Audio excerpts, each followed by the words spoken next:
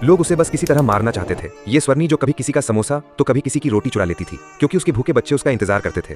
एक दिन स्वर्णी किसी के घर से आम चुरा लेती है। तभी एक आदमी स्वर्णी को पकड़कर उबलते हुए तेल में डाल देता है। स्वर्ण बेचारी तड़पते हुए भागती है। इधर स्वर्णी का पति किसी की परवाह नहीं करता था। स्वर्ण जो चुरा कर लाती वो खा लेता और बस दिन भर सिगरेट पीता रहता था।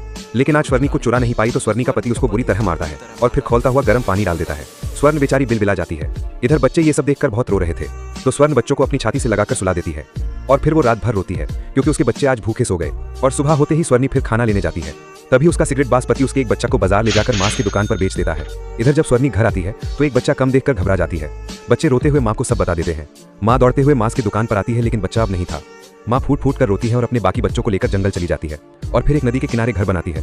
बच्चे भूख से बिलबिला रहे थे तो माँ खाना लेने चली जाती है। तभी एक जंगली शेर बच्चों पर हमला करके बच्चों को मार देता है। जब माँ वापस आती है तो मरे हुए बच्चों को देखकर चीख चीख कर रोती है और फिर बच्चों की याद में नदी में कूदकर अपने प्राण दे देती है।